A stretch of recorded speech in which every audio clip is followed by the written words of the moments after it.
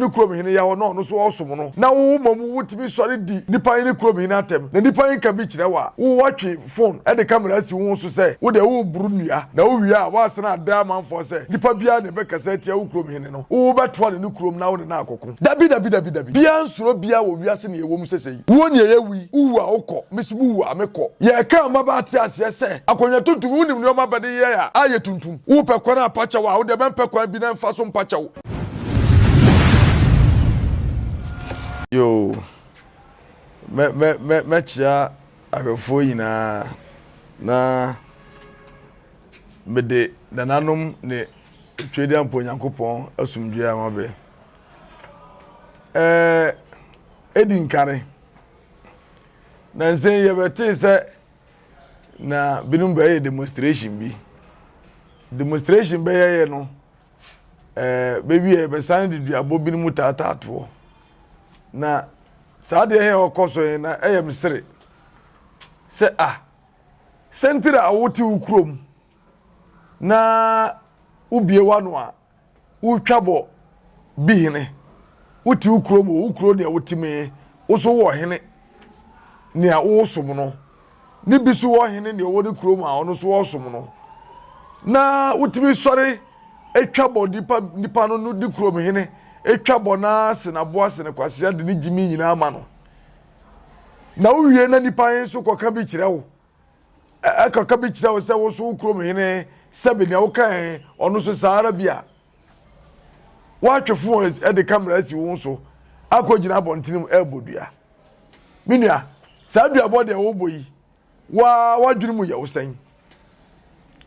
se woti wo na ukrom hene ya ho na wo som no na bisu ni kurom hene ya ho no so osom no na wo mamu wutimi sori di nipa ni kurom hene atem na nipa yin ka bi kire wa wo watwe phone e de camera si wo so se wo de wo buru nua na wo wi a wa sena da manfo se nipa bia ne be kasa tia wo kurom hene no wo beto ne kurom na wo na akoko sabe asantefo to da ho ye doma bia aya yetimi dwen ho kwa kira ye ntiase still na aya me se hu se wi ase ya dare still ya ye se hu se wiase sesa baby wiase akwa dui enemrem sa nu ndwa ne sa ne oman ya ho ye ho dwen sa ya adwuma moa dabi bia nsoro bia wo wiase ne ewom sesei wo ne ye wi uwu a wokọ mesibu wu a mekọ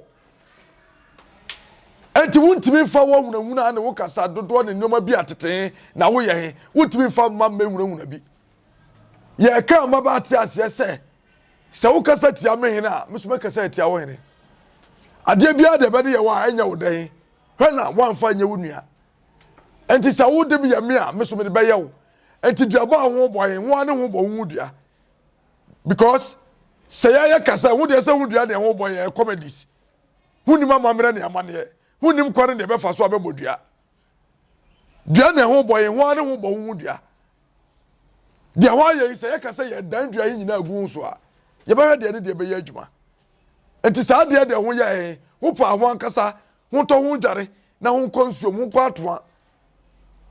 na ho konko pachaw na dua nare mfa ma ho a enti sa ho ane ho be wu one by one afenso asam ne ho kasa bia ne be kasa tia wo hene wo be koni krom na wako ho da ho pa ho kasa du ye be kasa aduonu num ho kasa du a ye be kasa sa mo sa du na wo de wo ye be ma he wo ato an se wo ba ye krom na wo de wo pesa wo de aba be what you say enoma bi o ahwo ya aya wo fin se ho kwa ne nyansa na se wunim nimde e wo wiase mu a sa no man nyina atwam ba na besuro wen be ba wuko na yeri ya ba yi ye ba ho ate ase se ye nsuro ho fere won wan sei respect is reciprocal so oba respect ya yes we be respect you but so won respect ya ye be mu hu se ye kura ye mu ade afenso sa sofo se wane a ono te wa o kasa ono oma osi ade ye osaje fo Dr. Ajima Badu oma no afiwe nko na wie obe kadem ana obe de he umu ade emse bibi jejo abo bi ebewu aya opre wo What's the one say would be better or not or him pony or no on Janum say or Tiakonia Cocobiaso on Janum say or Tisica Cocoso already or Jinu to Saconia Tuntum Aconia Tuntum wouldn't know my body ya aye Tuntum Upa Kona Pachawa the man Pekwa Binan Fason Pachaw Nanke was some ya okay and King Sarada Naya wouldn't Nimianu Nipponi a favor tono. Hey! At some part what the one can say. Uni ma twe san na pachaw na sram konwan ma ben fa nchew ente sa uni doctor Jiman Badu humienu afuwe nko na wie ye be hwe nipa ne obeka dem na ma fa kwari so de afutu ama asantefo biem maburu titru komijini sempanfo bi abeni djuman ya hude he me ma ho atiase se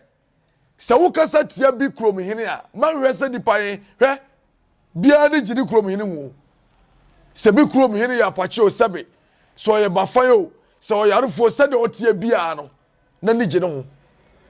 enti sawu kuma se hene wani gidi hu a saa ne yesu ya hene bia enso ye ne gidi hu enti munya aduabo ene saa trete hunu ne nkwasasam ne hu de na ho respect hu sawu respect hu a yes, you better respect you, Abroso. Abu Wakura, what I say, Jimmy for. Never, Mr. One respect you, well, move. Now, Cassette, I am Predu. You better cassette times 100. We are so, you ever seen a chiabuno for I will be as your phenomenon. Na Jackasel coma, bono my home for you now. Kakra, we are able to me, I can say. Ya wakasa bia se ankre hunu ena edede da bia ya na meta akasa abonofo de yetete ye nyansa mu ne ndie mu nti ya ye nkasa bebre enti ye bekoso a ye akan mu PSA because ya na banyini se de odi akire no osua de odi animu no nante nti ye de ye be ne boko se ya no ya kire omo nyansa ne afutuo ne papa yoso oh Oba domama mu nyina ene bunoma mu enkosi apoe ne atoye nyina ohu se emre bia abuma mu yepempuntuo ehwe na anu adakra doma hene de efe pa ne se doma hene se ono ene ni krom no wo ne se UK what bi da ore yemfa ntoto ayenfo ihu enti se ene ye wo doma a ye betwa okasa kopem se pitni ba bia enti na se bunoma mu no ye na ye akan mu nyina PSA nti ye pese omohwe na omusua enne hia enye dede ne kasahunu ye ni time omo nti ye de ye bon pa ese nyankopon oma ye nkwatenten ayefunu nyina nyi nchen na asantefo mehwe abonofo no musua bi no munya dede hunu no na nema na ye ka ho no de etosu biem se wo ye sofo o de ye nka semwe ohene bi ote ho ne na si hene bi ti so o se ma mekunu wan ya Nena ni sinipa tiso ohine pemu tiso osi mekunu wan ya enye kasa jinjan na semuntu koba iti esi ayetu we de be kan se omo de omo num na omo hene na omo titin ye de ye kukoye nim mpuntuo ne se bonoma mu be konkan ene hia ye nti omo asam no de sa ye dwene ho a emoye ye forget omo na yemfa futu ma mabunu no se omomra abunu mu no mesua nyansa ene se do mesi ebuman no ene ye sori aye krom da bia ye clean ye hwe se free ene niema companies akese beba wa hu iti ye anwena omhu bebre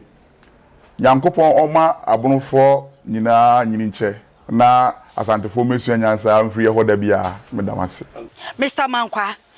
me ofase wo se ni ska bane de awie ni project no eso de bia me ofase ka ma ne wo problem enemremu na monte tap send nka no so ne de tap send ye easy fast and secured way ubetimi asend sika free amanone aba Ghana bank account and as a mobile money account untia transfer fee bia sa a wo be ne say kire ne se won ko app store na play store on download the tap send app no or download ya ebebu sanso promo code oma the pet TV shim obenya €5